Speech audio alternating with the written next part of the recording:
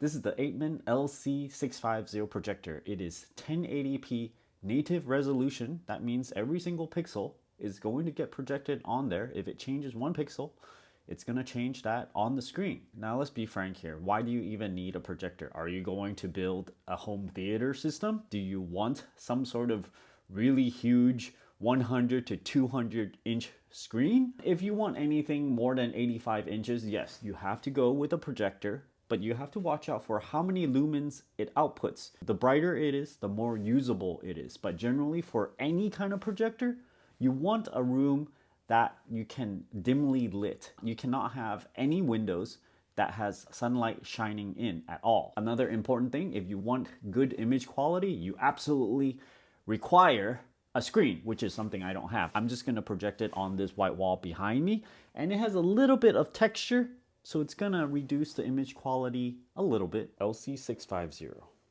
office projector. Apeman LCD, it's a square box. 1080p, 300 inch max display, 50,000 hour LED life. I don't think I've ever used anything 50,000 hours at all. 5,000 to 1 contrast ratio, made in Shenzhen.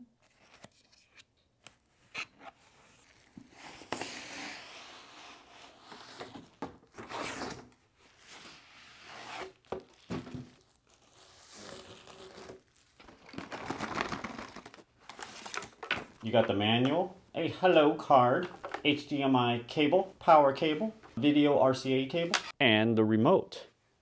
Battery is not included, so I'm going to put in my own.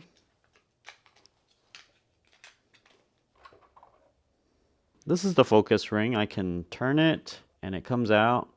The back panel, you got the AC in, the HDMI in, the infrared sensor, USB 1 and 2 audio video in, auxiliary. Just turn it on. There's a button right here. I can push it to have this little height adjustment. This is as far as it'll go, and you can adjust it by tiny little increments. This is one increment right there. I got the projector over here, and I'm adjusting the focusing ring. That's about good. I got too much light in this room, so I'm gonna turn off some lights.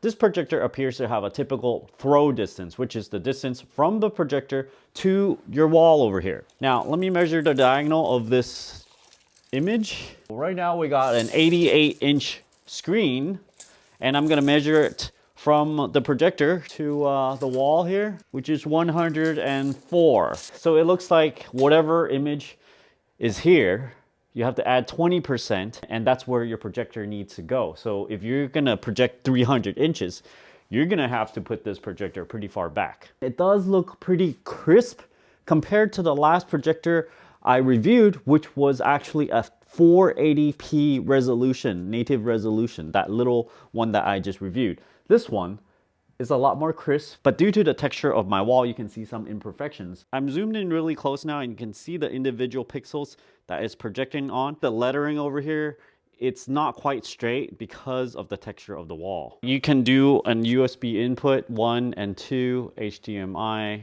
audio. I'm gonna do HDMI. Now let me use the remote. Let me make it square. Okay, that's pretty square. It seems like I need to kind of tilt it. It's not quite level with the floor. Let me zoom out and show you. I'm trying to level it with the floor over here. There's a preservative in it. Wheat flour, butter, sugar, eggs, milk powder, cheese powder, which is cheese. So the audio is just on this side and not on the other side. This corresponds to a very, very small screen. And you can see, look, there's a few screw holes. One right here, one right here, another there. This is quite important because you got this rotate function. Kind of project it from the back instead of the front, so that's really interesting. Software update, restore factory default version. The Keytone is also important. Oh, yeah, this being a projector, it's very nice to have Keytone, which means when you do it like this, you can put the projector off to the side. So I got the projector off to the side here. The image is a little off, kind of trapezoid looking. I'm gonna turn off a light. This is relatively low light already, so I definitely need to turn off all the lights in order to view it properly. And now let me adjust the keytone. Keytone, bring it back.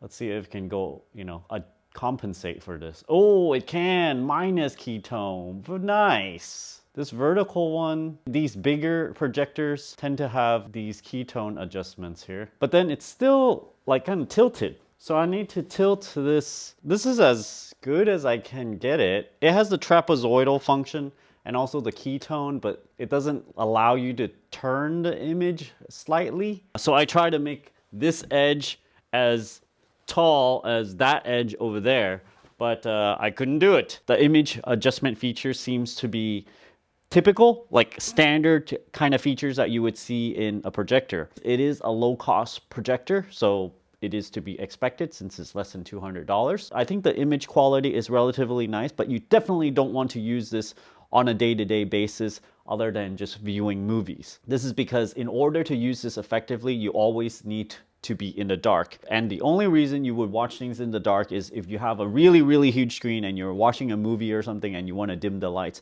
Most of the time you want a relatively good amount of ambient light to reduce eye strain. It's just amazing to me that these things can be as cheap as they are, because this is high definition, 1080p. It's not 4K, it's not 8K, right? But this is good enough to watch a Blu-ray. 1080p Blu-ray, right? Not 4K Blu-ray though. But most of the time, this is a really, really good resolution already to watch as a movie. Thanks for watching this review video. If you're interested in this product, check out my affiliate link down in the video description below. Thanks for watching.